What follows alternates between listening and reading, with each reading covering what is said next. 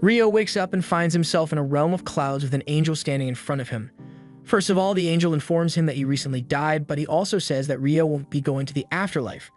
Long story short, that damn truck got another one, so now Michael has to send Rio to another world so he can start a new life. From the information Michael has, Rio isn't going to receive any special mission or task to accomplish in the new world, so he is free to do whatever he wants. Rio says he would like to live a slow and relaxing life, and Michael is fine with that, but first he needs to give Rio a basic rundown of the world he will be reincarnating into. It is a magical world called Phi, and roughly 20% of the population can cast spells with their natural elements. With that said, the element Rio is most compatible with is water, and since he requested a slow, relaxing life, Michael took the liberty of setting up a small house with a starter pack and a barrier around it to keep monsters away. As a part of his starter pack, Michael has also prepared an ice house with 2 months worth of food in storage, so Rio won't have to worry about going hungry for a while. He also bought a book with detailed descriptions of all the monsters Rio might encounter in the area. This is going to be helpful when Rio eventually encounters the beasts of the forest, but for now, he wants to try out his new magic. He heads outside and yells out the incantation water ball, causing a sphere of water to appear in his hand, so magic seems a lot easier than he expected it to be. But he can also do it by just thinking of a water ball, so the incantation isn't really necessary. Now that he knows he can use magic, he heads straight for the bathhouse and starts filling the tub with water, but he soon realizes that he only knows how to make warm water. There's no way he can enjoy a bath that isn't hot, so he heads outside and immediately starts working on a fire to heat up the water. But unfortunately, he has no idea how to start a fire like this. He eventually gives up and lays down on his back, but then he looks up at the sun, and it gives him a good idea. Rio grabs a basin and fills it with water, then he tries focusing on it to compress the water while removing the heat. Eventually, ice begins to form, and after a little more practice, he is able to shake the ice into a magnifying glass so he can use the sun to start a fire. He then uses that fire to heat up a nice bath, so by the end of day 1, he can finally relax. With what he learned from creating the ice, he should be able to create hot water on his own if he just adds heat to the water instead, so he will have to start practicing that soon. The next morning, Rio is having breakfast when he starts thinking about his future. Michael only gave him 2 months worth of food, so he's going to have to go hunting eventually to replenish his stock. However, he's pretty sure a single knife won't be enough to handle the monsters out in the forest, so he decides to start training his offensive magic. The first thing he does is try shooting a water ball at a tree, and it works just as he had expected it to, but a little ball of water probably isn't going to be very helpful in combat. However, he knows of a way to make the water's impact stronger, so he forms another water ball, but this time, he concentrates all the water into a single point for extra pressure. It's a great idea in theory, but he still isn't skilled enough to put much force behind it, so his water jet is the equivalent of a squirt gun right now. Rio thinks back to something Michael told him before he reincarnated. Magic is all about imagination, so he needs to have a clear picture of what he's trying and continue working towards it until he gets better. After a few days of constant practice, Rio's water jets are starting to look decent, but it's still nowhere near strong enough to kill a monster yet. Additionally, Rio has also managed to get the hang of creating hot water, so he can now make warm baths for himself when he wants, although he still needs to work on temperature control. The next morning, he wants to start working on his ice magic again, so he heads out and tries creating ice out of thin air this time. It takes a lot of effort, but he is eventually able to summon ice from nothing, even if it took 3 to 4 business days for it to form, and he isn't able to shoot it as easily as water. So far, combat training hasn't been going very well since none of the spells he came up with have been effective, but over the next few hours, Rio keeps practicing as much as he can until he eventually collapses to the floor from mana exhaustion. He decides to call it a day for now, but the next morning, as soon as his mana has recovered, he begins practicing again. This becomes Rio's daily routine for the next few weeks, and after all his training, he is now able to form ice instantly, so it is a viable attack now. With his new arsenal of attack spells finally complete and his food supply running low, Rio heads out into the forest for the first time to begin his hunt. He immediately spots a pair of animal footprints, so he follows them until he eventually arrives at a nearby river. While he's there, he manages to find some flint by the riverside, and he can use it to start fires by striking it against the edge of his sword. While he's here, he also plans to gather some detoxification herbs in case he ever needs them, and all of a sudden, he hears a low-pitched growling sound coming from behind him. When he turns around, he finds a lesser boar staring him down, and he is completely frozen. The boar starts charging at Rio, but this is the first time he has ever had to fight for his life, so he's having trouble thinking of what to do. Just as the boar is about to hit him, he manages to snap out of it and jumps to the side to avoid getting trampled. But it doesn't look like the boar is done with him yet. Fortunately, Rio has finally regained his composure, so as the boar is running at him, he creates an ice track to make it slip, and then he forms several ice spikes right in the path of the boar, leading to its immediate and brutal death. After processing the boar meat, Rio takes a look at the monster book to read about it, and apparently the lesser boar is the weakest monster you can encounter in that forest. The whole book is meant to be a guide for beginners, so most of the monsters in it are pretty basic, but there are 2 extra pages at the end of the book which seem important. One page talks about dragons and how they are creatures powerful enough to destroy entire cities on their own. The book recommends running away immediately if he ever encounters one because he'd stand no chance of defeating it, although he probably wouldn't be able to outrun it either, so he'd be better off begging for mercy. There's also a page here talking about something called a demon, but there's not a lot of information on it, so all the book says is that if you ever run into one, you're doomed. The next day, Rio goes out hunting again, but while he wasn't paying attention, he is suddenly attacked from above by a giant assassin hawk. The hawk is able to use wind magic to slash through its prey, so Rio is forced to run while creating ice shields to block the razor wind. He knows how tough hawks are to deal with, so he would rather not fight it, but there's no way he will be able to outrun it, so his only option right now is to fight back. He raises his hand and begins casting his water jets, but the hawk manages to dodge his attack and swoops down with wind magic to strike Rio. However, Rio reacts in time to create an ice shield, slashing the hawk across the eye and causing it to slam headfirst into the ground. A few moments later, the hawk regains consciousness, although its eye has been permanently damaged, so it flies into the air to retreat. But before it leaves, it takes one final look at Rio to memorize his face, because now the hawk has a personal beef with him. Rio is relieved that he managed to survive, but this really isn't what he was expecting his new relaxing life to become. While Rio was being chased by the hawk, he ran so far that he ended up getting lost in the forest until late into the night, and while he was trying to find his way back home, he happens to come across a glowing lake with a Dullahan standing in the middle, and it looks like it has spotted him. As time goes on, Rio continues his training, and now he is able to hunt and preserve food for himself with relative ease. His water magic has also gotten a lot stronger, allowing him to create sharp ice sheets and bring them down with great force in an instant. His water jet has also become strong enough to cut through solid rock with ease, so his combatability is pretty good now. But ice magic isn't the only training he has been doing lately. Ever since that day he was spotted by the Dullahan, he has gone out into the forest late every night to fight it.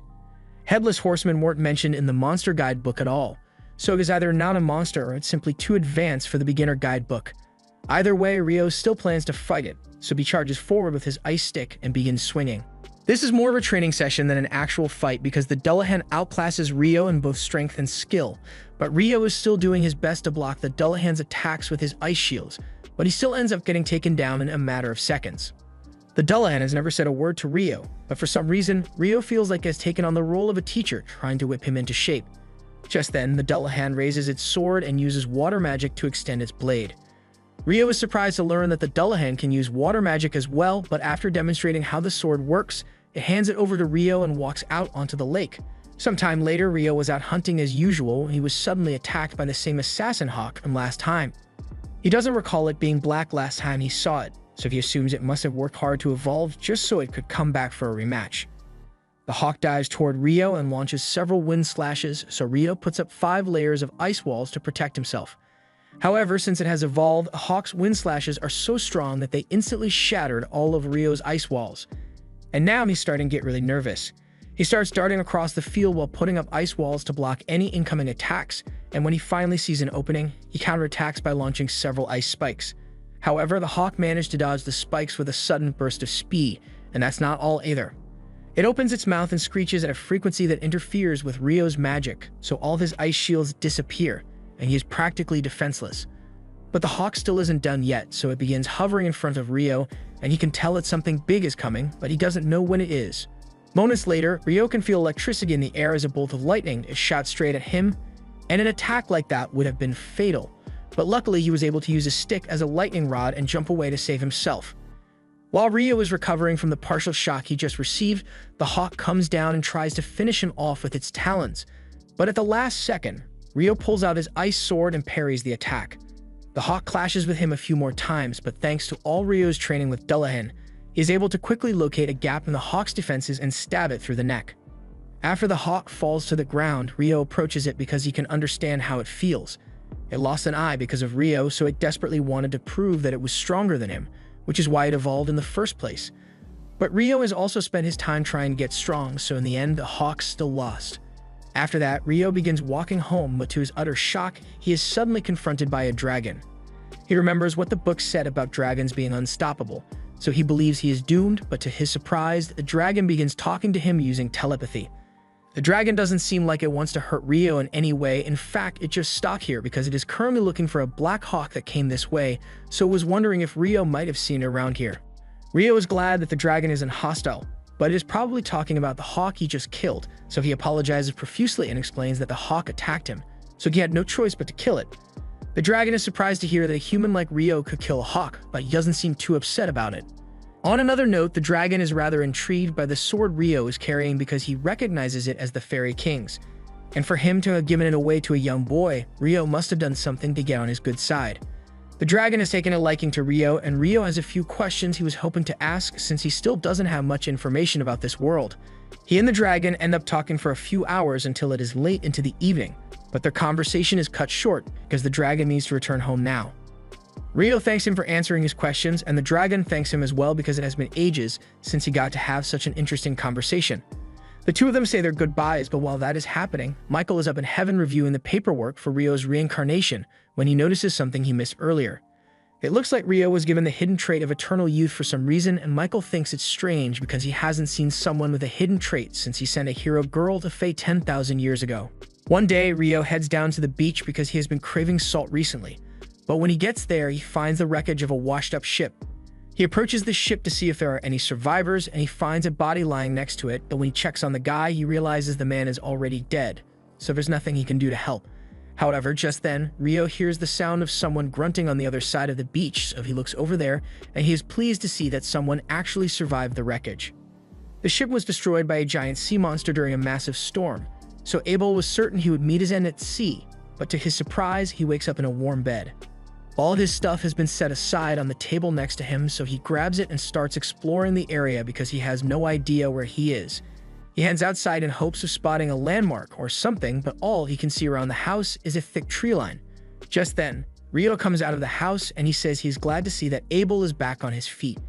Abel is shocked when he realizes Rio is here because he couldn't sense him approaching him at all, but aside from that, he thinks Rio is dressed really weird. He's about to ask why Rio has no sense of style, but then he realizes that it would be rude to say something like that right off the bat, so instead, he first thanks Rio for saving his life.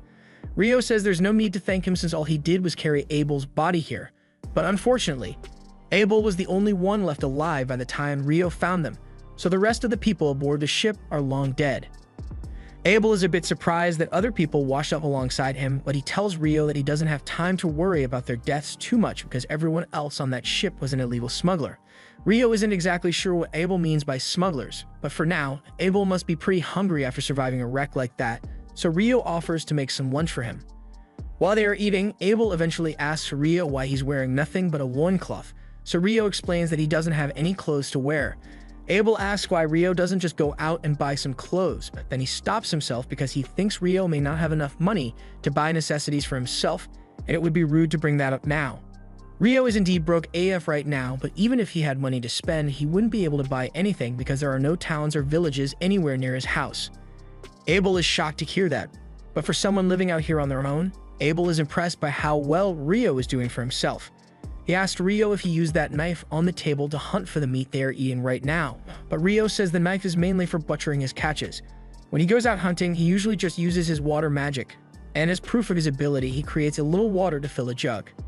Abel is amazed because even on the Central Plains, only about half of the people there can use magic. Rio, on the other hand, is shocked to learn that magic is so common since Michael told him that only 20% of the population can wield magic. After lunch, Abel asks Rio to lead him back to the shipwreck because there's something there that he needs to check. Rio agrees to lead Abel back to the coast, and while the two of them are walking, Abel asks Rio why he doesn't use a magic staff even though he's a magician. Rio is a little confused since he has never needed a staff, but Abel then realizes that if Rio can't buy clothes, then of course he wouldn't be able to buy a staff either. To make up for his rudeness, Abel asks Rio to let him handle all the fighting if they run into any trouble along the way. Rio tries telling him that that won't be necessary since he can already handle all the threats in the forest on his own, but Abel insists since he wants to contribute somehow. The two of them eventually arrive at the wreckage, but to Rio's surprise, all the bodies have disappeared. He thinks a monster must have shown up and eaten the bodies at some point, so Abel was really lucky that Rio found him before anything bad had happened.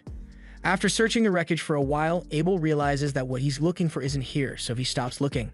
Rio asks him what he plans to do now, so Abel says he's going to regroup with his friends, although that's a lot easier said than done. Heading to the town of Loon would be a good start towards getting him back to his friends, but he's pretty sure that this place is way down south of Loon, and he has no idea how long it will take for him to get back. He fears he may have to brace himself for a long and lonely journey, but then he comes up with an idea and asks Rio if he'd like to come with him. Rio is a little stunned by the offer, but Abel says he's not familiar with this area at all, so he can really use a guide to help lead him back. Rio thinks about it for a second, and there really isn't much reason for him to stay here at this point. He's also curious to learn about what the other people of this world are like, so he agrees to accompany Abel. However, he has a few things he needs to take care of first, so he asks if it's okay for them to leave tomorrow morning. Abel has no objections, so they head back to Rio's house for now, and later that night, Rio prepares to head out into the forest alone. Abel thinks it's odd that Rio would want to go out to see someone at this time of night, especially since he said there were no other people in this area, but he also doesn't want to pry into Rio's personal business too much, so he doesn't say anything. Rio heads into the forest and eventually meets with Dullahan. He informs them that he will be leaving the forest for some time, and this may be the last time they get to spar together for a while, so he plans to fight as hard as he can. Rio readies his sword and charges at Dullahan, and Dullahan is still able to block all of Rio's attacks, but with how much Rio has improved, his attacks are strong enough to actually push Dullahan back for a change. However, Dullahan's skill is still far greater than that of Rio's, so after a long battle, Rio falls to his knees in defeat. Now that their match is over, Dullahan slowly starts walking back out onto the lake, so Rio gets up and thanks it for all the training it has given him. It's all thanks to Dullahan's help that Rio has been able to survive in this forest for so long, and Dullahan has come to think of Rio as his precious student, so as a parting gift, it presents Rio with a special robe, and Rio is really grateful. The next morning, Rio and Abel are finally ready to leave on their journey, and as they walk away, Rio says one final goodbye to his first home in this world. As the two make their way deeper into the forest, they soon encounter a boar monster, so Abel asks Rio to stand back and let him handle it. He draws his sword and charges at the boar while calling out a combat skill called Total Impalement, and in an instant, a hole is blown clean through the boar's body. Rio is amazed by what he just saw, so he asks Abel what combat skills are, and Abel explains that those who can't use magic fight with techniques called combat skills, which allow them to do incredible things like what Abel just did to that boar. After a day of walking through the forest, they eventually arrive at a marsh area, but it's full of lizardmen and Abel would like to avoid fighting them all together, so he suggests that he and Rio should circle around through the woods. However, while they are taking the detour, Rio senses something slowly creeping up on them, so he has Abel's attention and informs him that the lizardmen are following them. Abel says they are going to have to fight them off, so he readies his sword, but Rio tells him there are too many lizardmen for Abel to fight on his own, so he's going to deal with them using magic. Abel doesn't understand how Rio intends to defeat a group of lizardmen on his own, but as the lizards emerge from the tree line, Rio immediately shoots them down with several icicles. Abel is shocked by what he just witnessed, but they are still in the middle of a battle, so he's going to have to save his questions for later. Once all the lizardmen have been dealt with, Abel asks Rio to explain what kind of spell he just used. Rio doesn't understand what Abel is talking about since all he did was cast several ordinary icicle spells, but from what Abel has been told, a mage should only be able to cast one spell at a time.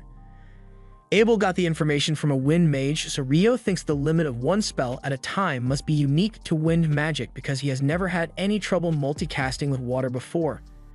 Anyway, before they continue, Rio creates a glass of water for Abel since they need to stay hydrated, but Abel notices that the incantation Rio used this time is different from the one he used to create water before, so he's curious. Rio doesn't actually need to use incantations at all, he just thinks they sound really cool, but he doesn't want Abel to think he's weird, so he pretends nothing changed. They eventually make it out of the forest and into an open field, but without realizing it, they had accidentally wandered into a rock golem field, so Abel and Rio have to block the rocks being thrown at them. This is the first time Rio has ever seen rock golems, and he is surprised because they look nothing like what he had expected. Abel runs ahead and tries using his Total Impalement skill on the golems, but even though he managed to carve a hole through one of them, the golem seals itself back up in an instant, so he won't be able to make much progress like this. Since the golems are able to heal, Rio thinks they need to destroy them in one attack, and he has the perfect spell in mind for the job. He asks Abel to give him some space because he has something he wants to try, and once Abel is out of the danger zone, Rio uses his magic to summon an ice cube, a really big one. He then drops the cube on two of the golems, and even he is a little scared by how destructive that attack was. He does the same thing to the rest of the golems until there's only one left, but this one isn't moving anymore for some reason. Rio assumes the golems must have been absorbing energy from the ground to power their attacks, so now that this one has fallen over, it can't do much anymore. They also spot a massive magic stone at the bottom of the golem, so they plan to take it with them, but it's too bad that they can't get any more since all the other golems were crushed. The two of them set up camp for the night, and while they are talking, Abel mentions something about dungeons having monsters like golems. As soon as Rio hears the word dungeon, he becomes incredibly excited and asks why Abel didn't mention anything about dungeons earlier. Abel didn't think Rio would be so interested in the topic, but if he really wants to see a dungeon so badly, then he's in luck, because the only dungeon in the Central Plains is located in Lune, the town they are headed for. Rio asks if there's anything else he should know about, so Abel asks if he knows about the dwarves and elves. Rio has heard a little about them, but he wants some more details, so Abel explains that dwarves are strong, short people who are good with crafts, and there are quite a few of them in Lune. But as for elves, most of them live in wooded areas and don't interact with humans often, so Abel only knows of one elf in Lune. The next morning, the two continue heading north, and Rio says that once they make it past those mountains over there, they will find human civilization. Abel has been trying avoiding prying too much into Rio's personal matters, but he's really curious as to how on earth Rio knows where he's going when he has never actually been to a human village. The truth is, Rio got all this info from his conversation with the dragon, but he is pretty sure saying that would freak Abel out, so he tells him he's better off not knowing. A few moments later, Rio senses something terrifying nearby, and to both his and Abel's horror, they are confronted by a giant griffin. Neither of them has what it takes to defeat a monster like this, so Rio thinks quickly and reaches into his pouch, throwing the meat he saved for later into the air. Abel does the same, and the griffin immediately snatches it out of the air. It now has enough food for the day, so it decides to leave the two of them alone, and they are both incredibly relieved that they managed to survive. Abel says monsters like griffins haven't been seen near humans for centuries, so it is likely that this mountain is keeping a lot of the more powerful monsters away from civilization. But if that's the case, then they are bound to run into even more monsters here. And it looks like he was right, because not long after, they both encounter a group of wyverns. Abel thinks they should circle around to avoid fighting them, but that would take way too long on a mountain, and besides, while the griffin may have been too much for Rio to handle, he knows he's strong enough to beat the wyverns. So he runs out from cover and uses several icicle spears to bring the wyverns down. Abel is astonished by how easy that was, since wyverns usually require 20 adventurers to defeat, but as long as they made it out in one piece, he's not complaining. Rio and Abel continue fighting their way through the mountain after that, and eventually, they manage to make it to the other side, so they are one step closer to making it back to civilization. After a few days of fighting their way through the mountains, Abel and Rio finally make it out into the plains. Rio is a little disappointed since he was having so much fun slaying all those wyverns, but Abel doesn't understand how he could call that fun. However, he does admit that all the wyvern stones they collected are a nice bonus, so this trip was really productive.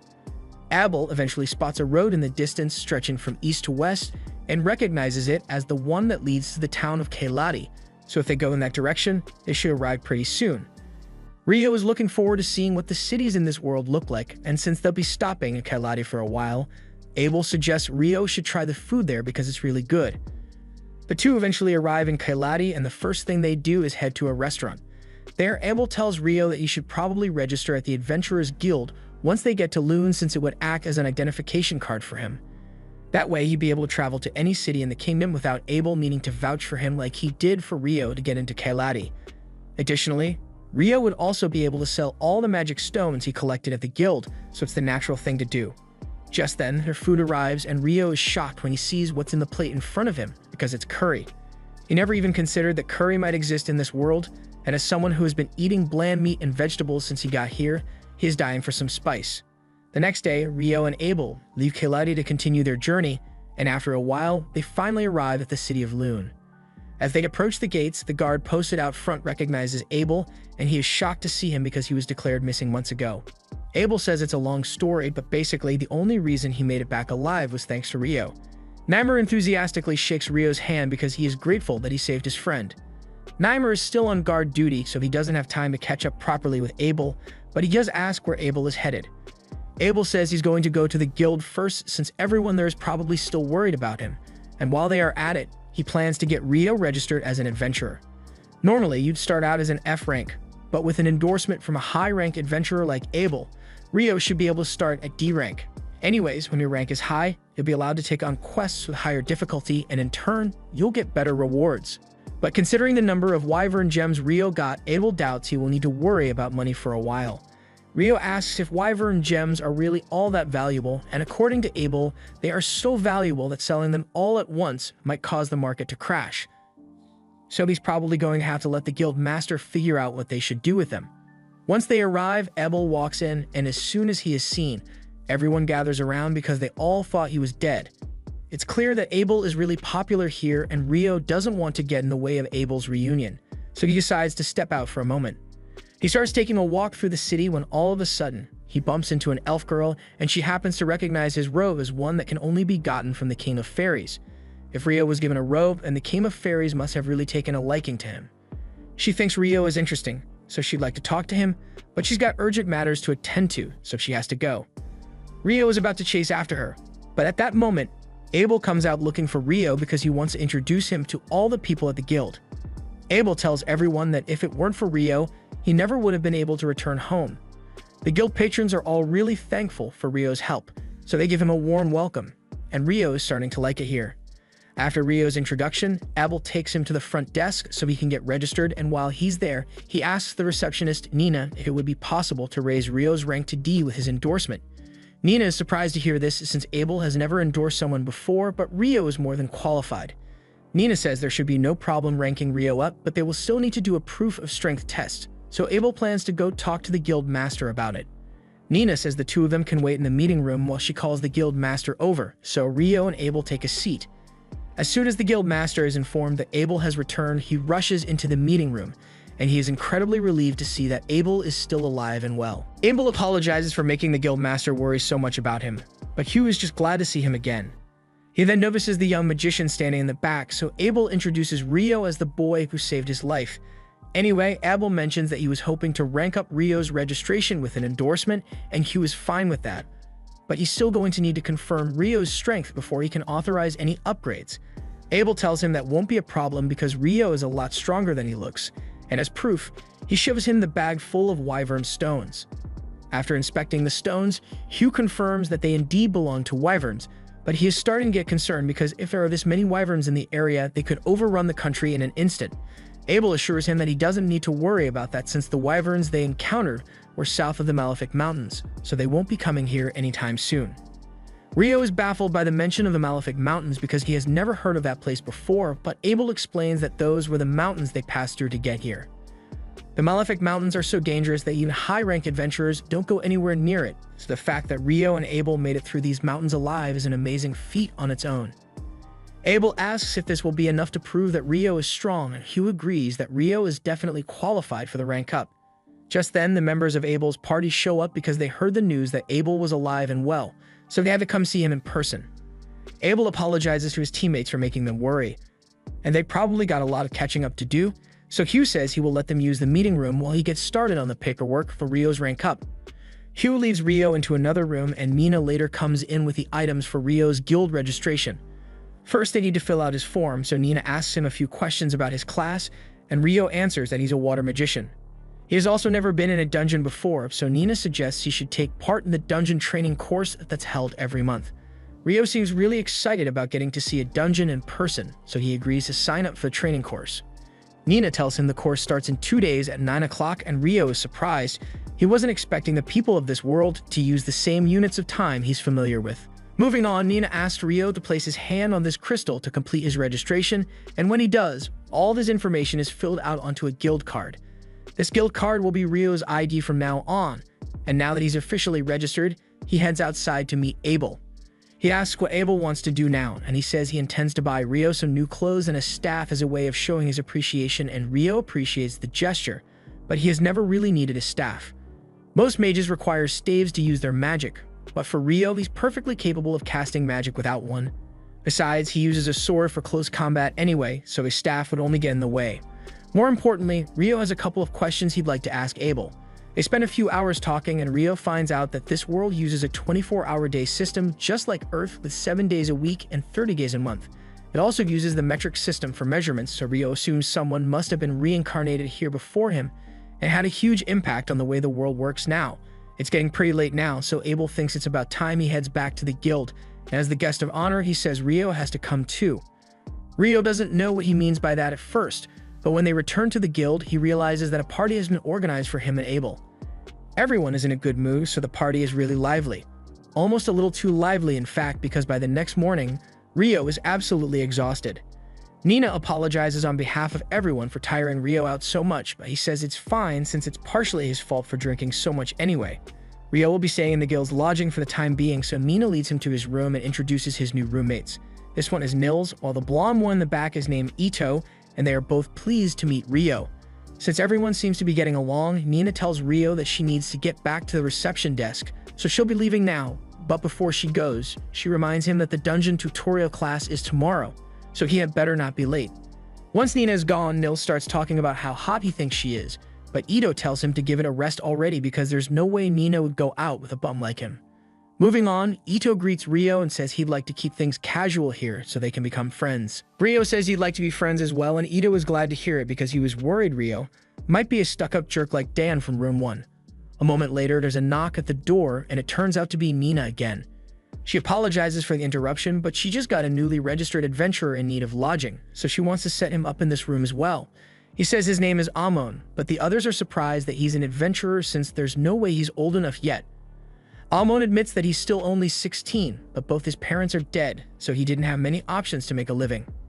Ito tells Amon that it's nothing to be ashamed of since that's how most people end up becoming adventurers in the first place, and apparently, Amon plans on taking the dungeon course tomorrow as well, so Nina asks Rio to go with him.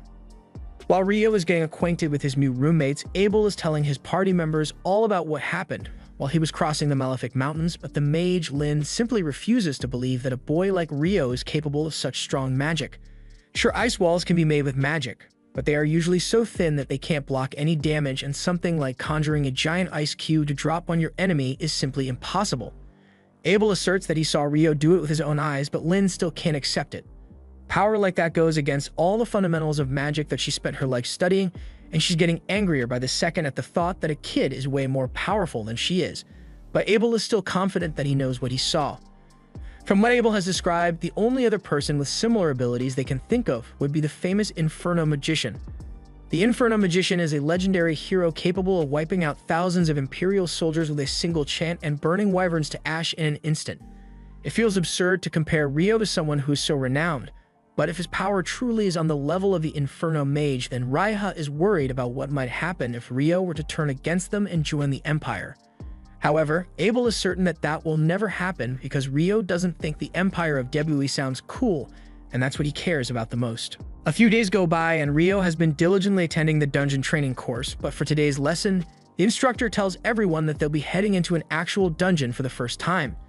He asks if anyone has any questions for him regarding the dungeons, so Rio raises his hand and asks if there are any teleportation mechanisms that allow you to travel to floors that you've previously cleared.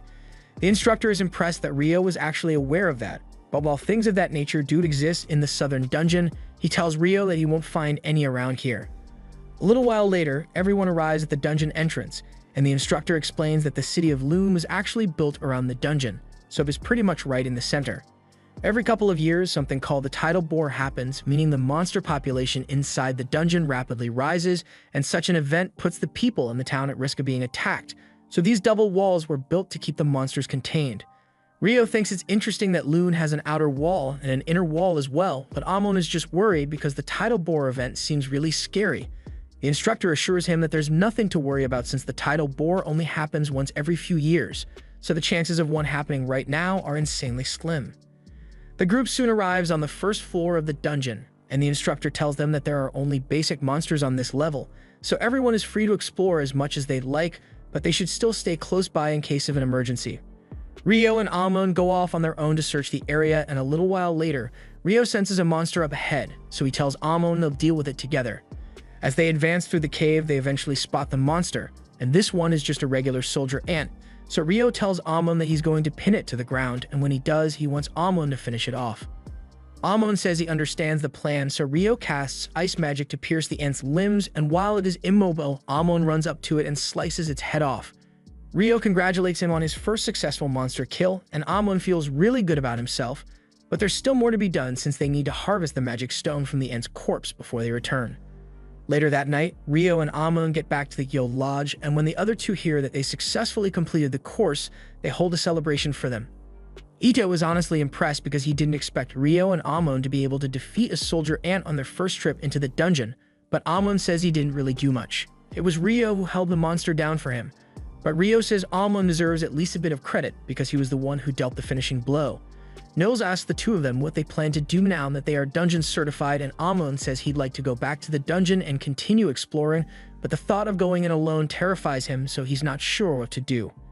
Rio says he'd be happy to go in with Amon if he's looking for a partner, since he was planning to go down to the third floor of the dungeon anyway. Something about that ant being on the first floor has Rio curious, because from what the instructor said, only bats should have been on that floor. Just then, Ebel shows up behind Rio and tells him that ants sometimes dug tunnels up to the first floor, so it's not impossible to see one up there. Rio is a little surprised because he wasn't expecting to see Ebel today, but Nils and Ito, on the other hand, are completely starstruck because Abel is really famous around here. Nils is especially nervous because he says Abel has always been his hero, so he introduces himself and asks to shake his hand.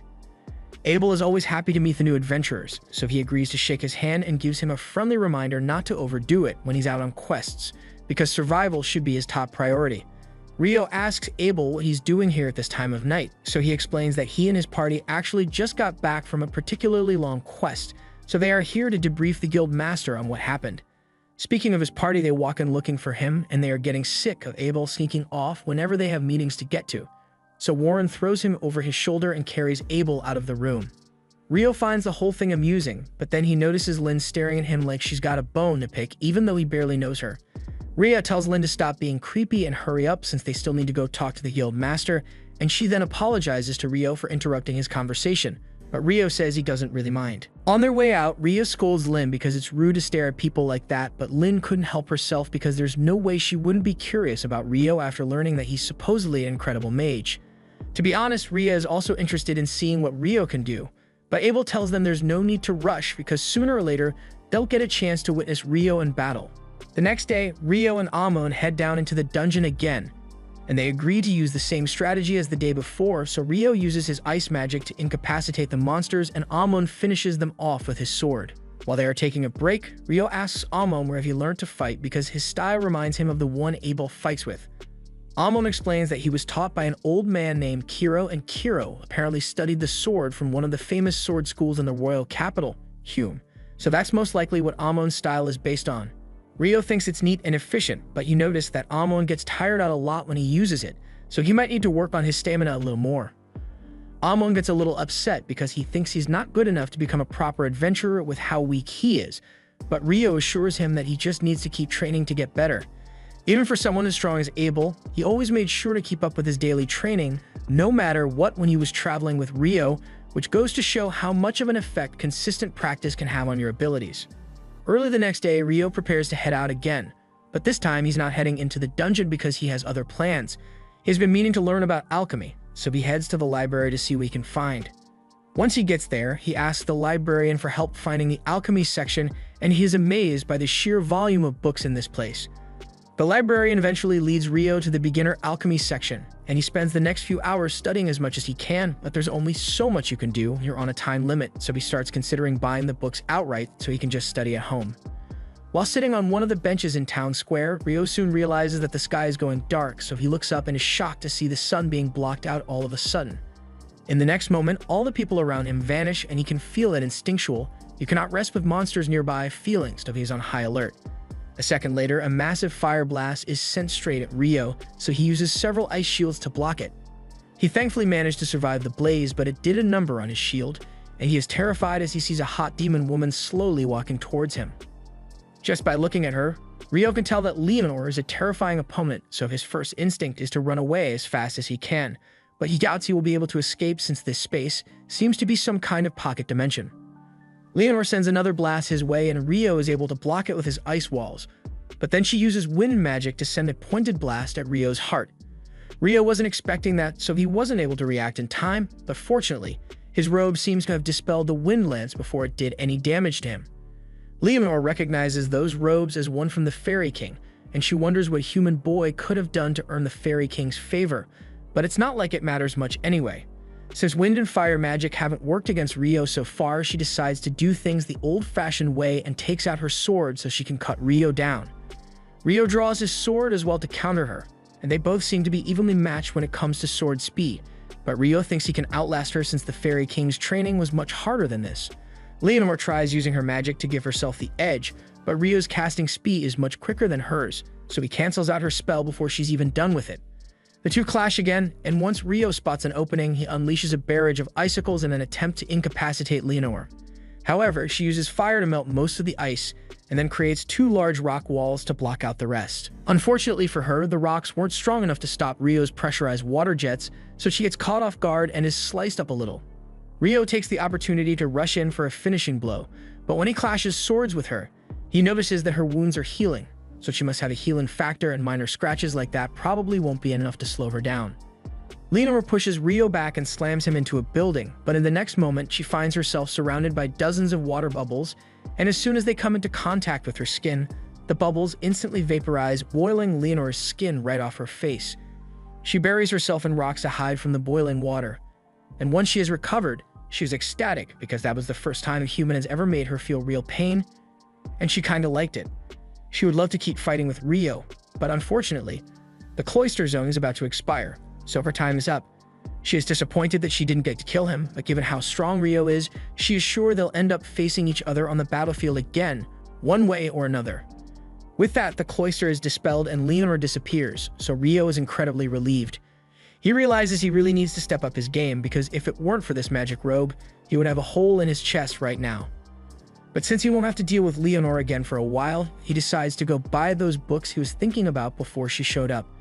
Rio heads to the guild to check his account balance, and to his shock, he's loaded.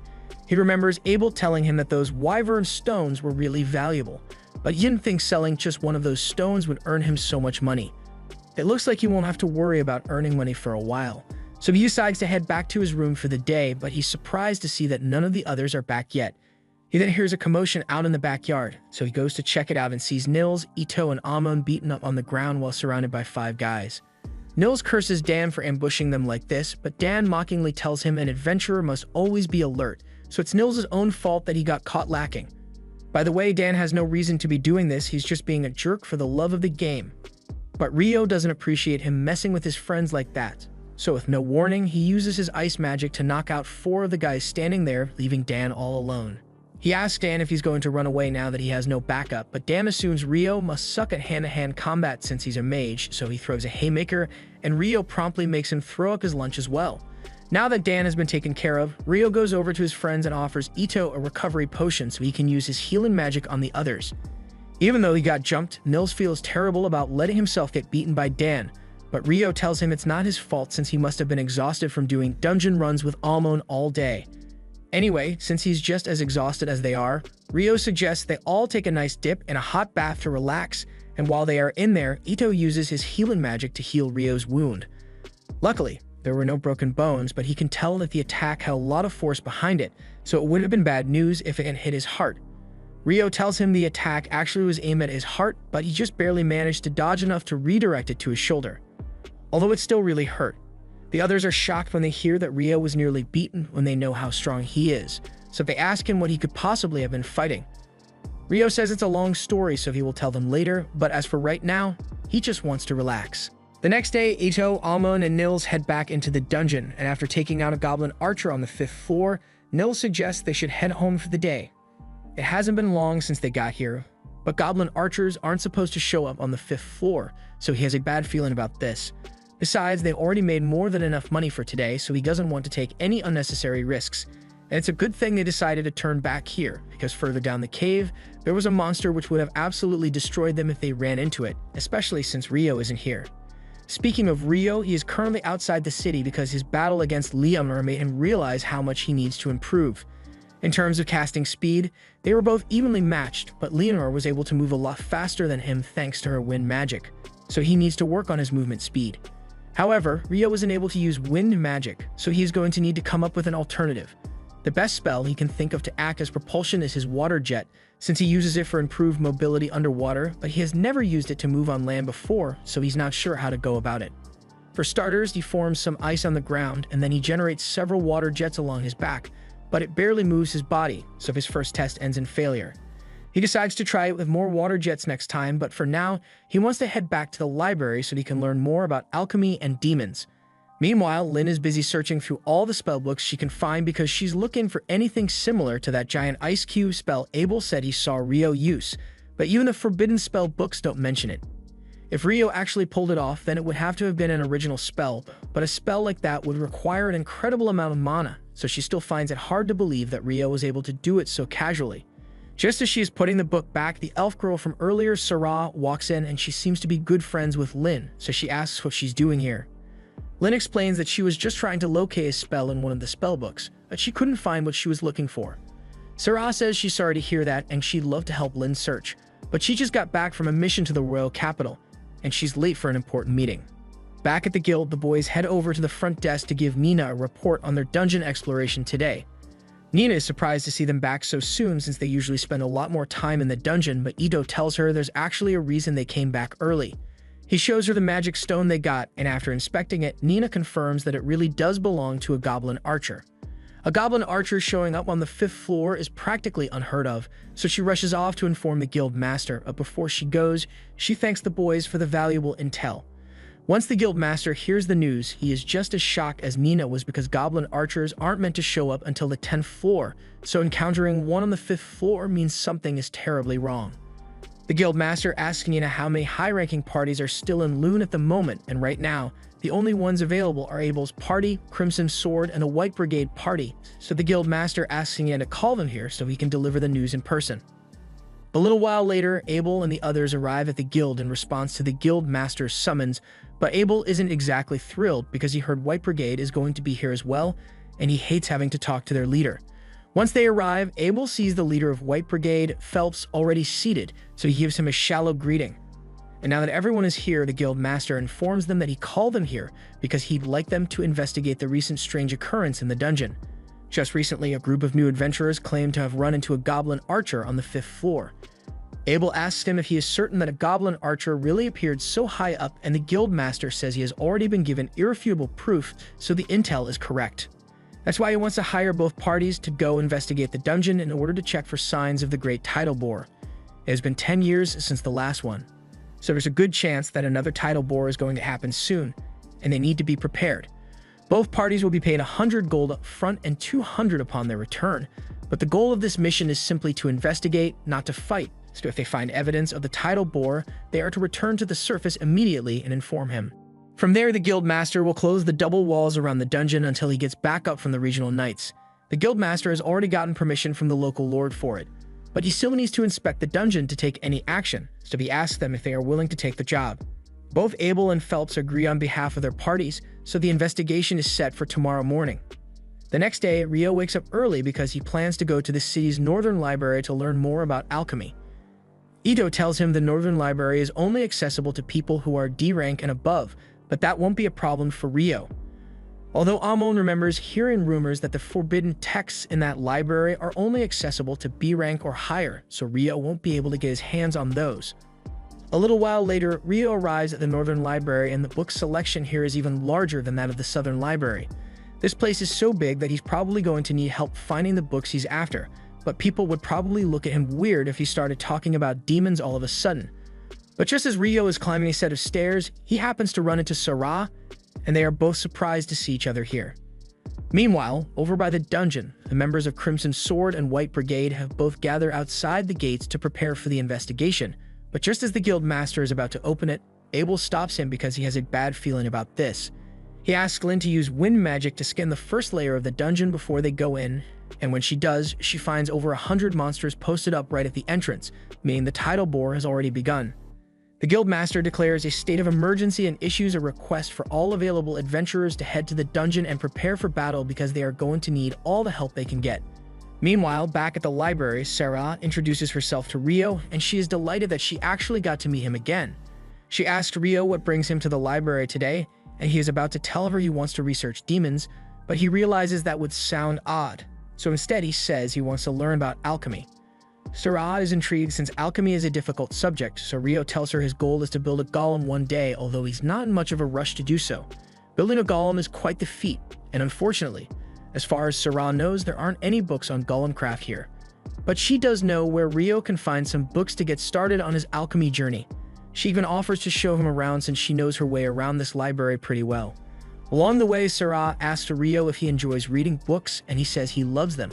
But he hasn't been around books in ages, so he hasn't had many opportunities to read. Sarah laughs a little because the way Rio said that makes it sound like it has been decades since he last saw a book, which is kind of true, but he doesn't want to explain all that. So he changes the subject and starts talking about how he thinks it's cool that Sarah is an elf. Sarah admits that it's rare to find an elf living in human settlements, so she may be considered a bit strange, but if nothing else, staying in this city led her to meet Rio, so she wouldn't change a thing. While Rio and Sarah continue their leisurely stroll through the library, all the gates to the dungeon are locked down and every available adventurer has been stationed on the walls in anticipation of the incoming threat. Before long, the main dungeon gates burst open and hundreds of goblins come pouring out, so the adventurers begin their attack and fire hundreds of arrows while the mages cast as many fireballs as they can. This is going to be a battle of attrition, so whenever someone gets injured, they are rotated out of the formation so they can be healed to continue the fight. But with so many goblins here, the guild master is starting to get worried that they may not be able to hold them off. Phelps tells all of his party members to make sure they conserve their energy, and Abel reminds Lynn not to use too much magic because they can't risk her running out of mana early on. Unfortunately, they are running low on arrows, so Abel doesn't know how much longer they can hold out. A few moments later, Nils and a few other F-rank adventurers arrive, and they brought every arrow they could get their hands on, so they should be able to hold off the goblins now. But that aside, Nils has a message for Abel from the guild master. So he tells him that once the smaller goblins are taken care of, Crimson Sword and White Brigade are going to have to face the boss once it shows up. A few hours later, pretty much all of the regular goblins have been dealt with, and the boss should be showing up soon. So the guild master gives the signal for Crimson Sword and White Brigade to move forward and attack. They all jump off the wall, and Lynn uses her magic to make sure they land safely. But there are still a few goblins down here, so Abel and Phelps rush ahead to finish them off. They then turn their attention to the large goblin general that just emerged from the dungeon. But to their surprise, it's not just one, it's 3 separate goblin generals. This is bad news since having 3 generals means that there must be a goblin king nearby, so they need to finish this quickly. Abel tells everyone that he and Phelps will handle 1 general each, while Rhea and Sheena can go after the last one. And now that everyone is clear on the plan, they all spring into action. Abel evades one of the goblin's strikes and manages to cut its arm off, so it shouldn't be too hard to take the goblin generals down, but just then, he notices something off inside the dungeon, so he yells for everyone to get down immediately. In the next moment, a wind slash is sent straight at them, slicing all the goblin generals in half, but luckily, everyone else managed to duck in time to avoid getting bisected. The one responsible for the air slash was the Goblin King, and it clearly won't be as easy to defeat as the others, so Abel and Phelps rush in to try and catch it off guard. However, when Phelps tries to pierce it with his spear, it bounces right off the Goblin King's armor. Phelps is forced to pull back since he can't do any damage to it, but Abel isn't slowing down at all. He charges straight at the Goblin King and uses his perfect shadow technique to evade its attack before piercing his chest. That wasn't enough to kill the Goblin King, but Abel never expected to finish it off on his own. He then calls out to Lynn, who has been charging up a wind bullet spell this entire time, and once he's out of the way, she swish cheeses the Goblin King, officially putting an end to the crisis. Everyone heads back to the guild to celebrate their victory, and by the time Rayo returns, he has no idea why everyone is so happy. But while the rest of the guild members get to party, the guild master is buried elbow deep in paperwork because he still needs to send out the reports on the tidal bore and process all the payouts for the adventurers who helped deal with it. And on top of all that, researchers from the royal capital are bound to show up sooner or later asking to collect data on the tidal bore, so he's going to have to deal with them too. Meanwhile, at the party, Abel has just finished explaining everything that happened with the tidal bore while he was in the library when Abel's friends show up. Lynn has been meaning to ask Rio in person for a while now, so she tells him she wants to know if he can really create thick ice walls at a distance. Rio confirms it, and to be exact, he says he can cast spells up to a distance of around 40 meters away, but it took him a long time to get the hang of it, so it's not as easy as he makes it look. Even with that being the case, Lynn has never heard of someone being able to use magic at such a distance, so she asks Rio if it's some kind of original spell, and if so, then she wants to know what incantation he uses to cast it. Rio says he'd be glad to show her later, but as for the incantation, he kind of just makes it up on the spot, so she can use wherever she wants. Just then, Nils points out that most of the food is already gone, so if Rio doesn't hurry, he won't get anything to eat. He excuses himself to go grab some food, but Lin is still confused by what he meant when he said he just goes with the flow for incantations. Abel then informs her that Rio only uses incantations because he thinks they are cool, but he is perfectly capable of casting spells without saying a word, and that sounds even more absurd to her than the ice walls did. Early the next morning, Nils, Ito, and Amon all gather at the guild to look for a job, but they are disappointed to see the job board completely empty. Just then, Rio happens to walk by, and he asks what the three of them are doing since they usually be out working by now. Unfortunately, after the tidal bore yesterday, the dungeon was closed down for inspections, so they won't be able to go there for a while. They were hoping to find a resource-gathering job to get by in the meantime, but with all the items that were dropped during the tidal bore, there isn't much demand for resource gathering. Their problems aside, they ask Rio what he's doing, so he tells them he is actually looking for some magic copper ore because he needs it to begin practicing alchemy. Ito recalls hearing that magic copper ore is super expensive, and Rio tells him he's right since the last store he went to told him it would cost 50 gold pieces for a single copper piece. The money isn't really of much significance to Rio since he's loaded, but he wants to help his friends out, so he asks them if they'd be interested in gathering some magic copper ore for him. He says he's willing to pay them 4 gold coins each regardless of whether they find any copper ore or not, and if they do find some, he will buy it off them for 25 gold coins. All three of them are stunned because that's more money than they've ever made in their lives, but Ito asks Rio if he's really alright with paying them so much. Rio says at the end of the day, if they find the copper, he will only have to pay them 37 gold, which is a lot cheaper than the 50 gold he'd have to pay to get the copper in town. So it's a good deal for him as well. Since they confirm that Rio is serious about the deal, the three of them rush off to begin their search, but once they are gone, Rio hears a commotion outside, so he goes to take a look. Downstairs, he sees Dan arguing with a group of knights who are pretty much trying to kidnap a girl in broad daylight. The girl clearly doesn't want to go with them, so when they try dragging her away, Don steps in and pushes the knight to loosen his grip on the girl. She is now free, but they have bigger issues to worry about because the knights still outnumber Dan 4-1, and they have swords, so there's no way he can win this fight. Meg's group leader prepares to teach Dan a lesson for daring to oppose a knight, but for some reason, as soon as he takes a step, he trips and falls to the ground. Everyone there is really confused since there's clearly nothing near the knight's feet, but the knight doesn't want to accept the embarrassment of admitting that he tripped over his own feet, so he accuses Dan of doing something to him.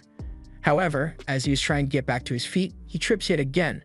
Shortly after, Phelps shows up and he is appalled by the actions of these so-called knights. At first, the knights try to threaten him since they technically have more power within the city than adventurers do, but their intimidation tactics don't work on Phelps because while he may be an adventurer, he is also a nobleman. His full name is Phelps Heinlein, and as soon as the knights hear that Phelps is from the Heinlein family, they realize they've messed up. Phelps's father, Alexis Heinlein, was the former Royal Knights captain, meaning the Heinlein family has a lot of authority over the knights, and Phelps could probably get them fired on a whim if he wanted to. And if he were around while they were trying to kidnap the girl, he probably wouldn't think twice about ending them, but right now, all he knows is that they were about to gang up on Dan, so he yells at them for being a disgrace to knighthood and says they should get lost before he changes his mind about letting them go. Once the knights are gone, Phelps looks up at Rio because he notices what he did earlier. He had already heard that Rio's magic was extraordinary from Abel, but seeing it for himself was still amazing because he has never witnessed anyone use magic at such a distance or with such accuracy. Of course, he doesn't plan to tell anyone that Rio was the one who made those royal knights slip since that would be a hassle for Rio to deal with, but he really appreciates Rio stepping in to help because he feels personally responsible for letting such rotten people become royal knights. Later that night, Rio is having lunch at the tavern when Abel happens to show up. It's rare for him to be out without the rest of his party, so Rio immediately assumes that Abel must be going to the red light district after this.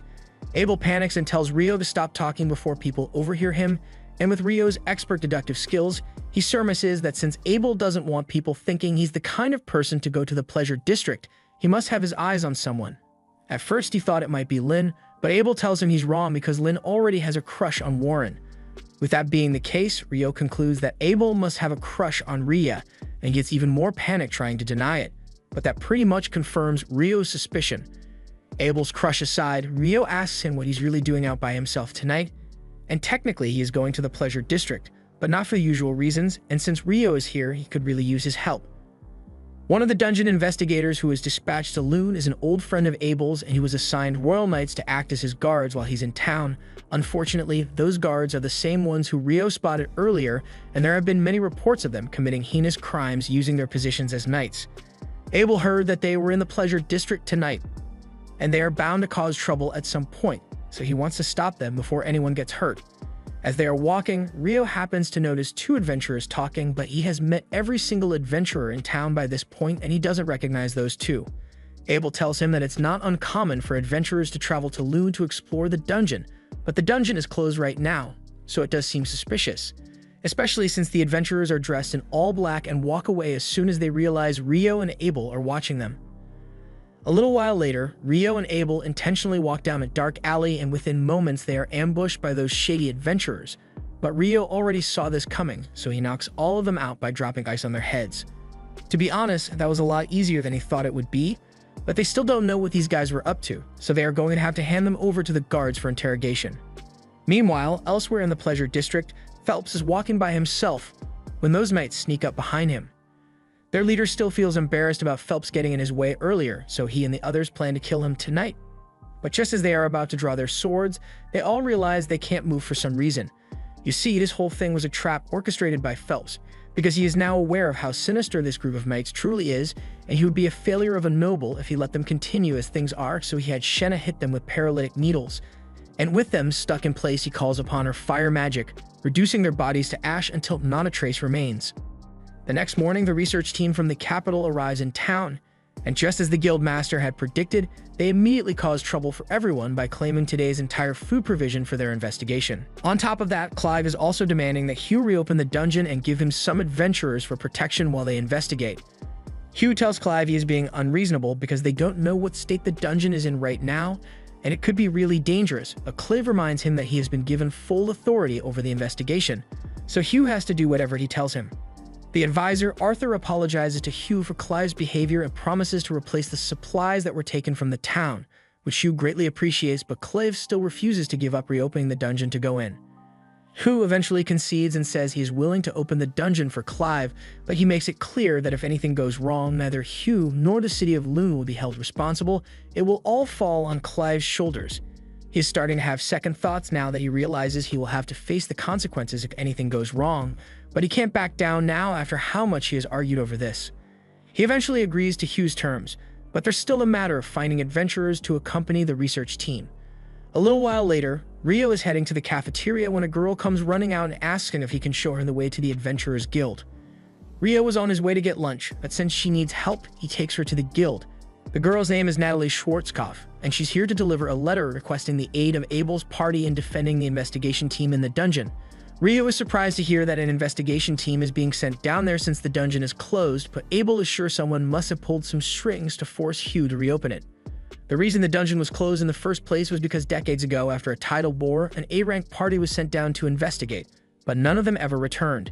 Even her leader, who was practically an S-rank superhuman, was never seen again, and if whatever was down there was enough to take out an S-rank, the guild didn't want to take any chances. So from then on, it became policy to close down the dungeon whenever a tidal bore occurs. Rio is intrigued by the story, but he is also pretty hungry, so he's going to have to go now. Once Rio is gone, Lynn asks if Natalie is really part of the Schwarzkopf family, since they are renowned for their legendary water magic. Natalie confirms it, so Lynn asks her if she has ever heard of magic that allows a mage to create an ice wall at a distance. Natalie says she's not sure something like that is even possible, so Abel tells her that as hard as it may be to believe, Rio is actually capable of creating an ice wall 40 meters away, and on that note, he wants to warn everyone here that under no circumstances are they to pick a fight with Rio. And if they do find themselves up against him, they should just give up and surrender because there's no way they'd be able to beat him even if they all fought him at once. He also tells Natalie that if she ever needs help and she can't find any of them, then she should go to Rio for help. 3 days go by and Rio's friends finally get back from their mission, and they manage to gather 2 magic copper ores, so Rio pays them 90 gold coins in total, and they are really thankful because they won't have to work for a while with this much money. Meanwhile, down in the dungeon, the investigation team has already made it all the way to the 7th floor, but strangely, they haven't seen a single monster yet, so they continue heading deeper. Eventually, they happen to stumble upon a black square in the side of the wall, and none of them have any idea what it is since they've never seen anything like it before, but Clive is ecstatic since this is a prime anomaly for analysis. He immediately orders everyone to set up the measuring equipment so they can send data back up to the surface, and once they do, the analysis team, including Natalie, will begin scrutinizing the data to identify the anomaly. However, as soon as Clive's research team sticks the mana density gauge through the gate, everyone there is instantly teleported away, and the surface team loses contact with them. By the time they realize what's going on, they find themselves in the middle of a grassy plain, and thankfully, none of them seem to be injured, but they have no idea where they are, and they can't see Clive or his research team anywhere. Elsewhere in the fields, Clive had his team begin gathering data on their surroundings as soon as they can, because if his hypothesis is correct, then the gate must have teleported them all to a new location.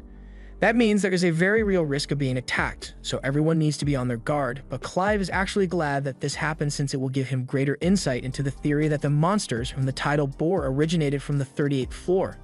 And as the one who discovered the teleportation gate, he's sure to get a promotion to the head of the department once they get back to the surface. But that's only if they make it out alive, because the creatures down here don't seem like they're going to be friendly. Back on the surface, Natalie and the others on the research team are still trying to figure out what happened to the adventurers when the locator suddenly turns back on. It only transmits a signal for a moment, so it's not enough to communicate, but based on the information they got, it looks like the expedition team somehow ended up on the 40th floor of the dungeon. But that makes no sense since they were on the 10th floor a moment ago. Just then, a man named Christopher walks into the tent, and he introduces himself as one of the researchers from the College of Magic who came to participate in this investigation. He understands that he and Natalie's research team are technically rivals, but he says he needs to know if anything strange has happened in the dungeon, so he would appreciate it if they could tell him what they know about it. Natalie and the rest of the research team are a little hesitant to reveal such sensitive information, so Christopher explains that a little while ago he was entering the dungeon with the adventurers designated for the second research expedition.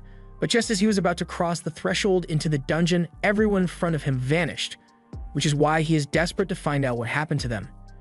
Hearing Christopher's testimony confirms that the adventurers down in the dungeon really were teleported away, and that explains how that ended up on the 40th floor, but doesn't make the situation any better.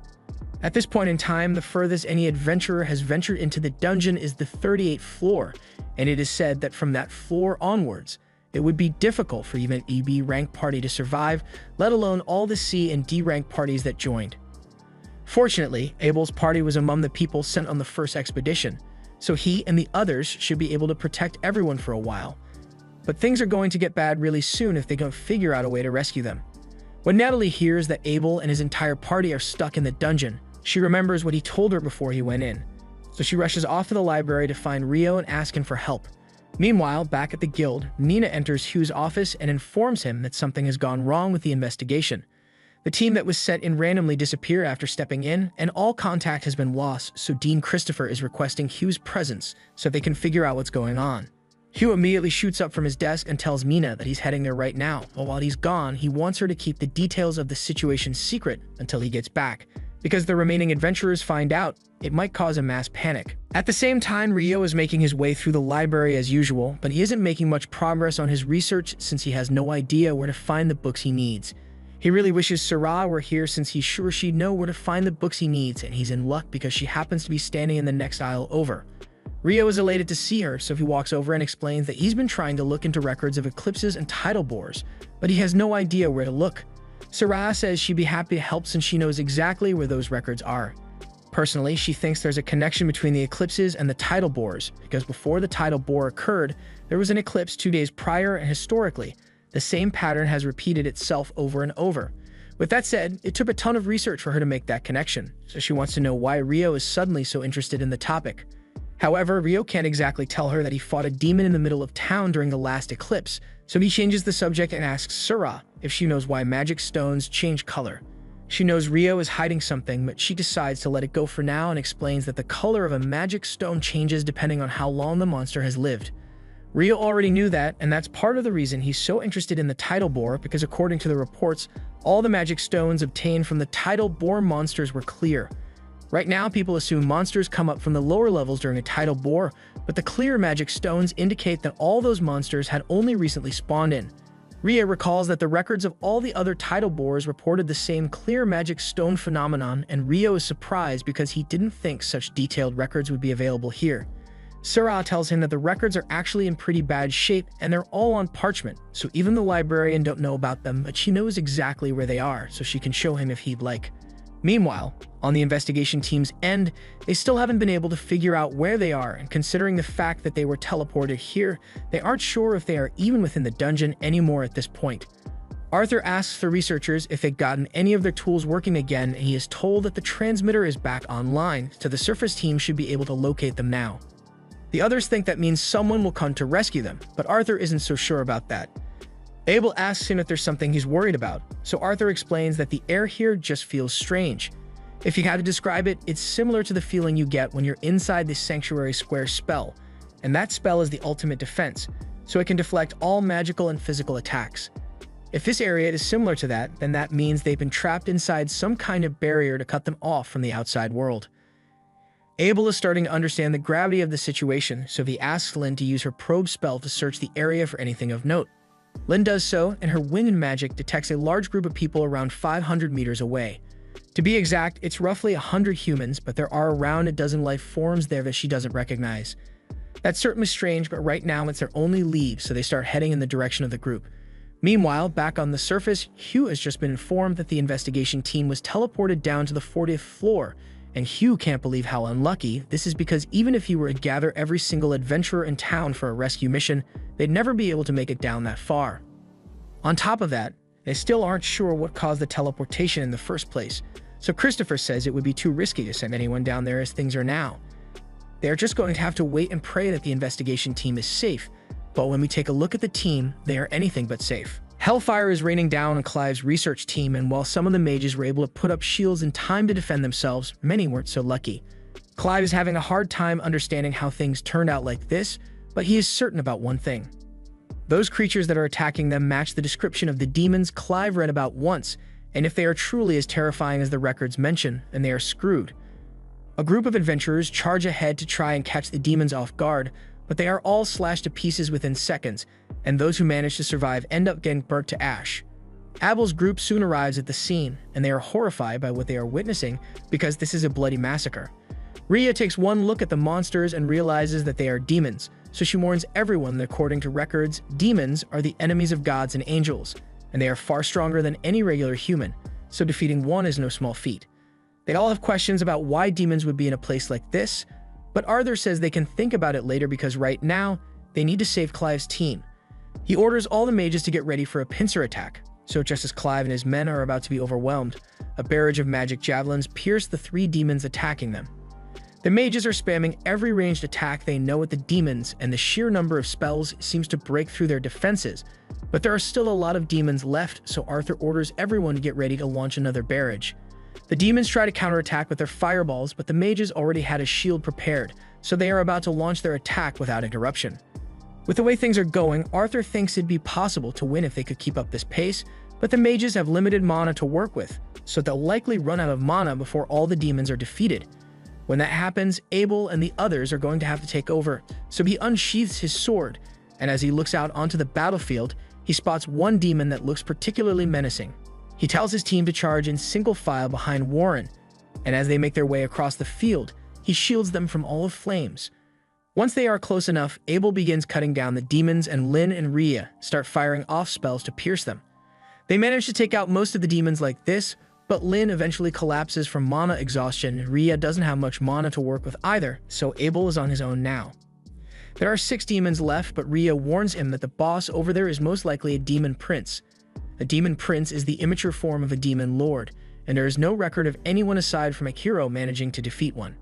That isn't very encouraging, but Abel decides to go in anyway because he doesn't have much of a choice. These guys are definitely scary, but the terror he's feeling right now isn't as bad as the time he faced the griffin, so he can at least give it a shot. He manages to cut down 2 of the demons in one go, but that gets the demon prince's attention, so it fires an energy blast at Rhea and Lynn, forcing Warren to jump in to save them and knocking all 3 away. Now it's just Abel and the demon prince left on the battlefield, and for a moment, Abel tries to convince himself that he can win a one-on-one against the demon prince, but that hope is immediately dashed when the demon prince flash steps in front of him and knocks his sword away. Abel remains calm and keeps his sword up, but internally, he knows there's no way he's winning this fight with such a huge gap in strength and speed. Just then, Clive hits the demon prince with a powerful spell from across the field, but it does almost nothing against it, and now the rest of the demons are targeting Clive's group, so his shield is destroyed, and his group is left to be consumed by the flames. The situation is only going to get worse from here, so Abel decides to go all in and uses his zero-turn skill as the demon prince charges at him.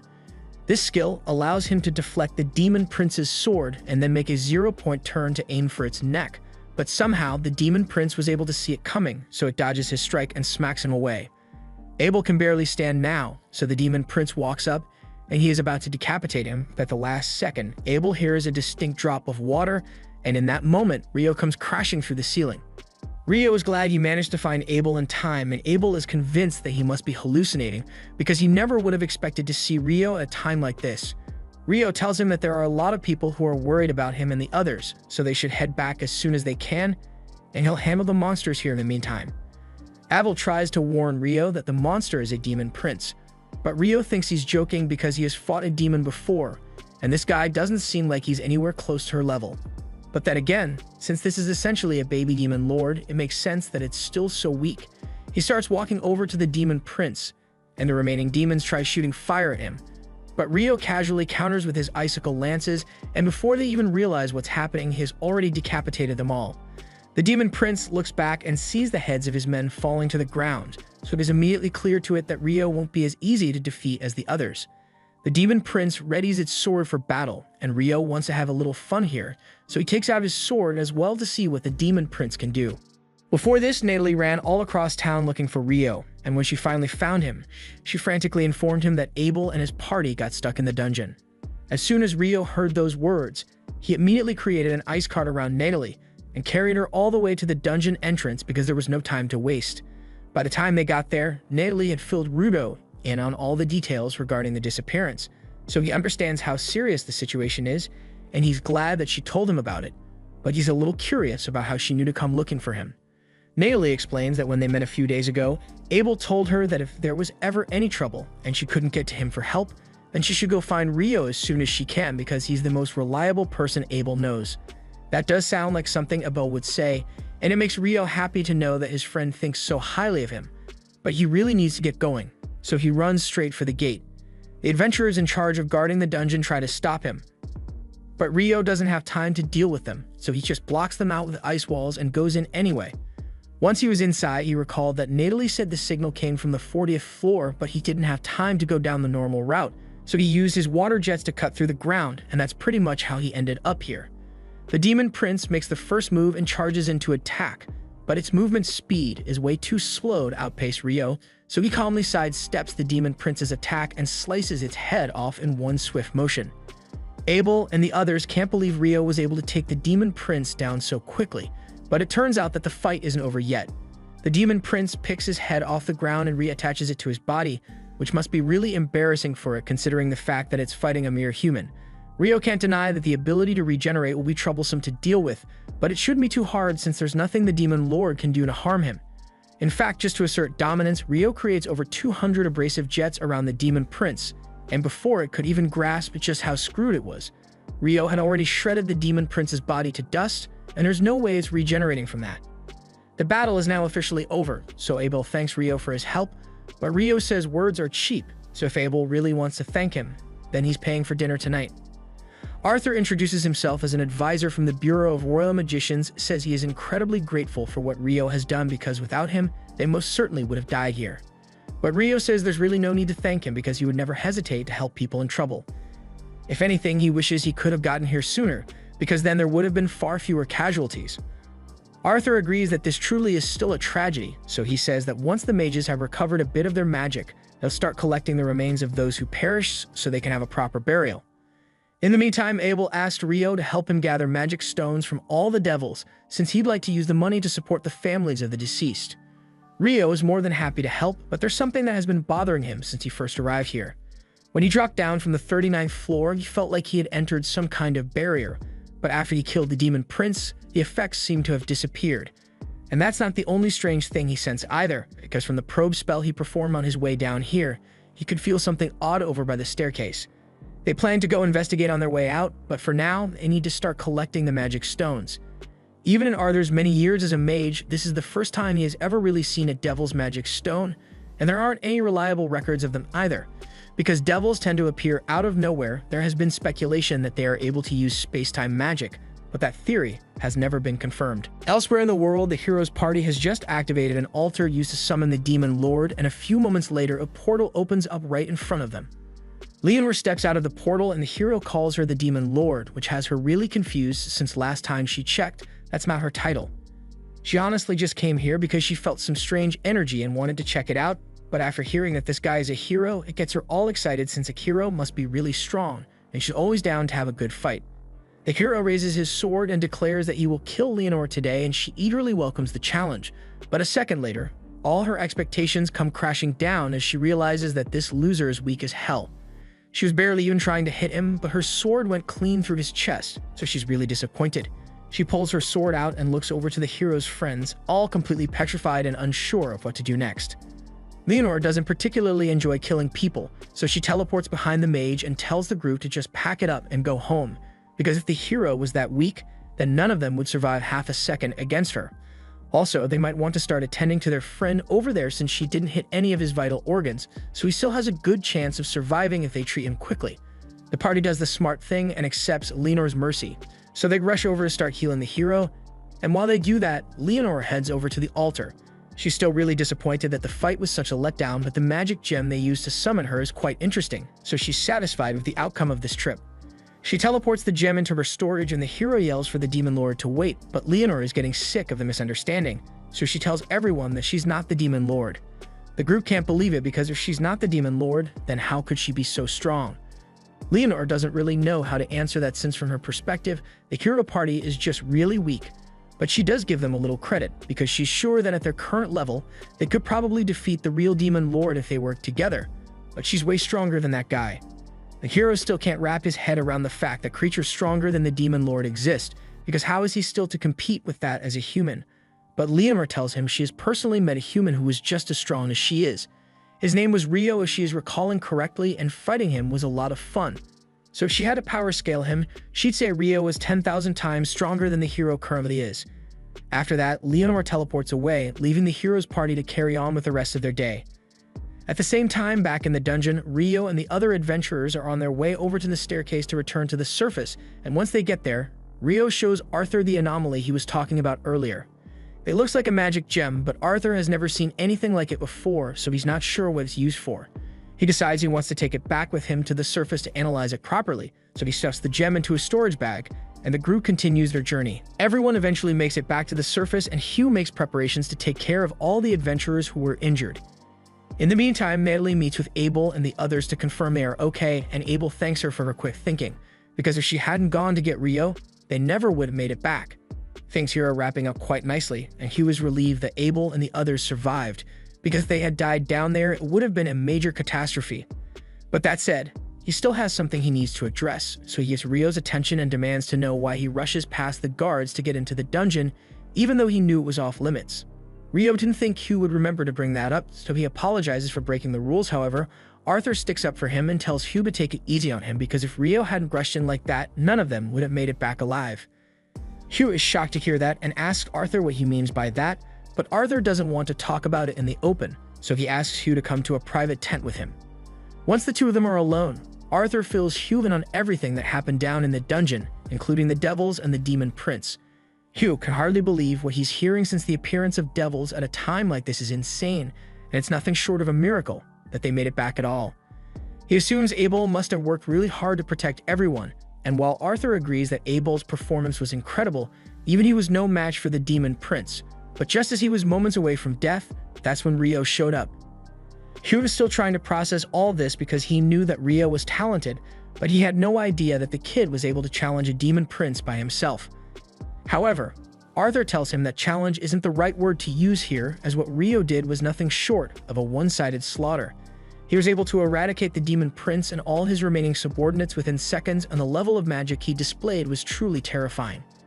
After what he witnessed, Arthur tells Hugh that their top priority from now on should be ensuring that Rio stays on good terms with this country, because it'd be catastrophic for them if he were to become their enemy.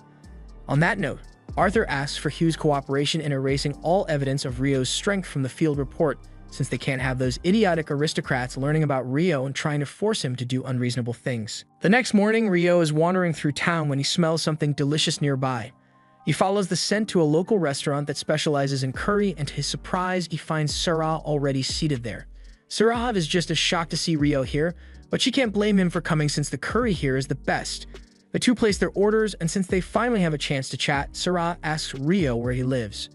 Rio explains that he's currently staying at the guild dorms, and she's surprised to hear that since only rookies live there, but Rio is still technically a rookie. He just happened to be promoted to D rank when he registered as an adventurer. Sarah is impressed since it's rare for people to get instant promotions, but she can tell that Rio is stronger than he looks, so it makes sense to her. Once the two are done with their meal, they head outside, and Rio asks Sarah if there's a reason he never sees her at the guild, even though she's an adventurer. It's kind of a long story, but basically she has a long-term contract in the royal capital, so she barely ever needs to go to the guild. She says she's the sword instructor for the Margrave's Knight's Order, and since they are on the topic, she asks Rio if he has any plans after this, because she'd like to have a friendly match with him. A few minutes later, Rio and Sarah are in the training arena and are about to begin their battle. But before they start, Rio asks Sarah how she knew that he used a sword even though he's a mage. She explains that she could tell from the way he moved and his stance, plus it's not uncommon for a mage to fight with more than magic. The match begins and Sarah lunges forward at Rio with incredible speed, but he is able to react to it in time and counter. Sarah becomes really excited since practically no one has ever managed to dodge her strike on the first try. Rio was equally surprised since he wasn't expecting Sarah to be so fast, but she wasn't even going all out then, so she says she'll get serious now. Rio does his best to hold out against Sarah's relentless strikes, but he can barely keep up, and he is soon overwhelmed. Once the match is over, Sarah hugs Rio out of excitement because she had no idea that he was so talented. There aren't many people who can last that long against her, especially when she was using wind magic to boost her attack speed and Rio wasn't using any magic at all. She'd love to keep sparring with him, but she has a tutoring session with the Margrave's son soon, so she has to go. After saying goodbye to Sarah, Rio decides to head home, but along the way, he runs into Hugh. He and Rio are both heading back to the guild. Hugh asks him to get in since he has something to discuss, and it's about the incident with Rio running into the dungeon without permission. He tells Rio there's no need to be nervous because Arthur already filled him in on how much Rio contributed to saving the lives of the investigation team, so Hugh is really grateful. But the rules say he needs to punish Rio, so he tells Rio he has a job for him. Rio is a little confused since a mandatory job seems a little too lenient to be considered a punishment, but Hugh tells him not to read too much into it. He informs Rio that the job he will be taking is an escort mission, and it will involve a round trip to the city of Whitnash. The next day, Nils approaches Rio and says he has a favor to ask. His home village recently put out a hunting request, and he was hoping to accept it, but it's rated for only D rankers and above. That's why he wants Rio to form a party with him so he can accept the mission. Rio initially wasn't interested in the idea of taking on a mission since he doesn't need the reward money, but when he learns that they'll be fighting goblins and skeletons, he changes his mind and agrees to go on the mission because this will give him the perfect chance to bully some weak mobs. Nils isn't sure what Rio means by that, but he's glad that he agreed to help, so they all head over to the guild master's office to inform him that they'll be taking the mission. He was fine with letting them accept the mission, but he warns that two other parties have already failed to complete it. One was E rank, and the other D rank, but Ito finds it hard to believe that a D rank party would struggle so much against mere goblins and skeletons. However, according to reports, the mission didn't fail because of the monsters, it failed because the villagers there refused to cooperate. Essentially, it looks like a case of the village not liking outsiders, but Nils can't believe it because he grew up there and sure the people aren't particularly friendly, but they were never downright hostile to outsiders. He doesn't know why the villagers would behave that way, but there's no point in speculating. He just tells them to be really careful because the last party that failed the mission said they encountered around 30 skeletons, and they were severely injured, but with Rio on the team, they probably have nothing to worry about. He's still got a few days before he has to go on that escort mission to Whitnash, so there's plenty of time for him to finish the mission and get back. They set out immediately after getting the guild master's permission, and after half a day of walking, the group got to Nils' hometown Kailati. As soon as they arrived, the locals welcomed Nils back with warm smiles, which comes as a shock to Rio since he was convinced that Nils became an adventurer because he got banished from his village for something. Nils can't believe Rio would think so little of him, granted he did cause his fair share of trouble back in the day, but he doesn't want to talk about it. He leads everyone into the village so they can all talk to the mayor about the mission, and before long, they arrive at his house. Nils heads in first, and Bulin is elated to see him because it has been a year since he left the village. He then notices the others standing by the door, so Nils introduces them as his party members, and they all sit down to discuss the mission at hand. Bulin is a little relieved that Nils and his party will be the ones handling the job now, since he already understands the customs of this village. But on that note, Nils asks if it's true that the village was uncooperative with the last group of adventurers that was sent here. Bulin says he will explain what happened, so he tells them that a while ago, skeletons began appearing at the edge of the eastern woods. At first it was just a few at a time, but soon enough, the forest was crawling with them, so Bulin decided to put in a request to have them hunted. The first party that got here set out to take care of the skeleton problem, but unfortunately, they ended up taking the fight somewhere they shouldn't have. Nils freaks out upon hearing this and asks if they took the fight deep into the eastern forest, because he'd understand the villagers becoming hostile if something like that were to happen. Bulin admits that getting mad at the adventurers over it might have been a little unreasonable, since they were in the middle of a life-or-death fight when it happened, but everyone here was very uneasy about the fact that blood was spilled in that part of the forest. Nils realizes the others must have no idea what he and Bulin are talking about, so he explains that it involves one of their village's biggest secrets, and unfortunately, he can't fill them in on all the details without first getting permission from the village elders, so he asks them to be patient and wait for him to meet with them. In the meantime, the others are invited to rest at Nils' house with his siblings, and when they are there, they start talking to his brother Niloy. Niloy is glad that Nils brought back such trustworthy people, and as long as it's them, he's sure no one in the village will object to them handling the hunt. The last group that came here completely ignored the village's traditions and stormed into the woods without listening to them, which is why none of the villagers were willing to help those guys, but Rio and the others are different. Just then, Nils returns from the council meeting, and long story short, they got permission to begin the hunt, so Nils suggests they should start by looking for goblins during the day, and after that, they'll deal with the skeleton. He also got permission to fill the others in on the village secret, but he needs them to promise that they'll keep their lips sealed regarding what they are about to hear. The others all agree to keep the secret, so Nils tells them that there are two special things about this village. One is the fact that they have a guardian beast in the eastern forest, and hearing this has everyone stunned because they had no idea that this village was under the protection of a guardian beast. Rio is particularly amazed because the guardian beast sounds like it'd be really powerful. He's even silently hoping that the beast turns evil for some reason, so he'll have an excuse to fight it. But when the others notice him lost in thought, he plays it off and changes the subject. He asks Nils what the other special thing about this village is, so Nils tells him it's the shrine, but the village elder said she wants to explain the details to them in person, so they'll have to wait till tomorrow. The next morning, the group heads out to the forest, and Bulin shows them the last place the goblins were spotted. Normally, a few goblins wouldn't be that much of an issue, but the village children usually play around here, and we all know what goblins do to children. Just then, Rio senses a group of goblins heading in this direction, so he warns everyone to get ready for a fight. There are around 10 in the group, so Nils suggests they should kill all but one so the survivor can lead them back to the nest. Rio agrees with the plan, so they all get into their hiding spots and wait for the goblin squad so they can ambush them. Once the goblins are close enough, Rio casts his Icebind spell on them, and looking at it from the goblin's perspective, this shit must have been terrifying. One minute you're walking through the forest with your homies, and the next you see Gob Jr. turn into a block of ice and get his head blown off a moment later. The last surviving goblin runs out of there as fast as it can, and Rio and the others chase after it until they eventually locate the goblin nest. The goblin is busy frantically explaining that its entire team just turned into ice for some reason, but a moment later is frozen solid as well. The remaining goblins then notice Rio and the others, and after hearing what they did to the patrol squad, these guys want nothing to do with them, so they start running away. However, Rio doesn't plan to leave any survivors this time, so he freezes the goblins all at once, and Nils and Amon rush in to smash them to pieces. Nils and Amon run up to the cave entrance, and they can hear something big approaching, so they both brace themselves for a fight, but to their horror, it turns out to be a goblin general, and there's no way they'd be able to beat it on their own. But fortunately, they aren't on their own. So Rio uses a stronger version of Icebind to pull the goblin down to the ground, and then he asks Nils to finish it off. Having Rio here kind of feels like cheating, but who cares about that? They just killed a goblin general, and its core is worth a lot of money. They return to town, and a little while later, they are introduced to Nasu, the village elder. She has already heard about how the group took down a goblin general. They still got a lot left to do, so she tells everyone to follow her so they can go meet the guardian beast. They eventually arrive at the cave, and Rio is excited to finally encounter a guardian beast, But his excitement drops when he realizes that the beast isn't evil, so he won't be fighting it anytime soon. The beast takes a look at the boys that Nasu brought to handle a hunting mission, and it all seems pretty standard to him. But then he spots Rio and his whole demeanor changes. He introduces himself to Rio as Nkuzan, and both Nasu and Bulan can hardly believe it since the guardian beast has never told anyone his name before.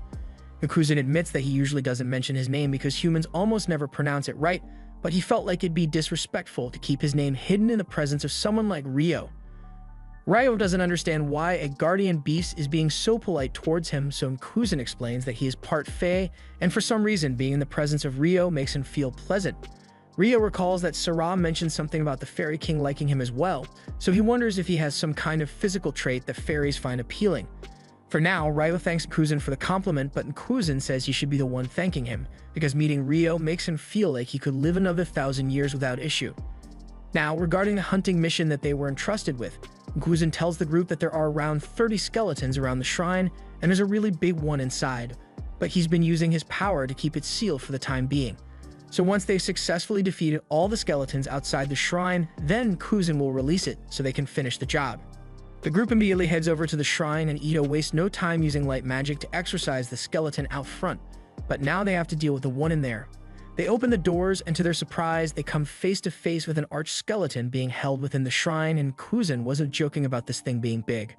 Rio uses his magic to create ice hammers for Amon and Nils, and he then gives Nkuzan the signal to release the skeleton. Soon after, it comes charging out at them, so Rio creates a sheet of ice on the ground to make it fall over so Nils and Amon can attack. The skeleton quickly realizes that it is outmatched, so it tries crawling away, but the ice Rio created was specifically made to be as slippery as possible, so it's not going to get very far. It soon falls to the ground again after slipping on the ice, so Nils takes the opportunity and aims straight for its neck, snapping it clean in half. After that, they all head inside to check out the shrine, and Nasu is excited because this is the first time she's ever actually been in here. Upon entry, they find a statue of the Earth Mother Goddess, but strangely, the jewel embedded in it is cracked. Nasu immediately realizes what must have happened since this jewel was meant to be brilliant and shiny, but something clearly went wrong. She recalls that a while ago, Nkuzan mentioned something about sensing some strange energy in the area, so this shrine must have been the source of it. That energy is probably also the reason for all the recent monsters spawning out of nowhere, so Nasu puts a proper seal on the shrine to prevent this kind of thing from happening again. Now that their mission has been completed, Rio and the others say goodbye to the villagers and begin heading back to Loon, but along the way, Nils and Ito realize that it has almost been a year since they became adventurers, so they won't be able to stay in the guild dorms anymore. Rio and Amon still have some time before they need to find new housing, but Ito and Nils were thinking about buying a home, so they ask if the others would like to come live with them. Amon immediately accepts the offer since he enjoys living with Nils and Ito, but Rio says he will have to think about it because he has a few things he needs to consider first. Meanwhile, back in Loon, he was asking Abel to fill in for him as a representative at the Whitnash Open Port Festival. Normally, he would have asked Phelps to do it, but he's busy with his other duties at the moment, so Abel is the only other option. Meanwhile, over in the Empire, it has just been confirmed that the commander of the Mage Order will be attending the Whitnash Festival as well, and her subordinate, the Inferno Magician, will be coming as well. This was the end of episode 9. Subscribe to not miss the next part.